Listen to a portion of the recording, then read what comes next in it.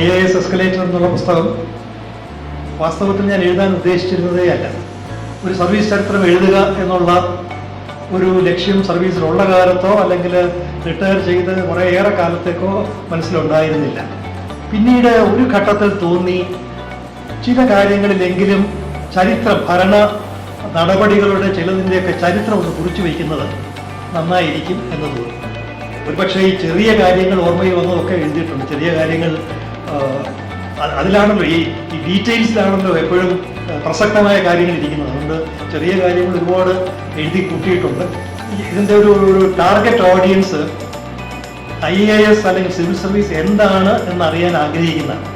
അതിൽ പ്രവേശിച്ചാൽ അതിലെ ജോലിയുടെ സ്വഭാവം എന്തായിരിക്കും എന്ന് മനസ്സിലാക്കാൻ ആഗ്രഹിക്കുന്ന വിദ്യാർത്ഥികൾക്ക് ഇത് പ്രയോജനപ്പെടും എന്നുള്ളതുകൊണ്ടാണ്.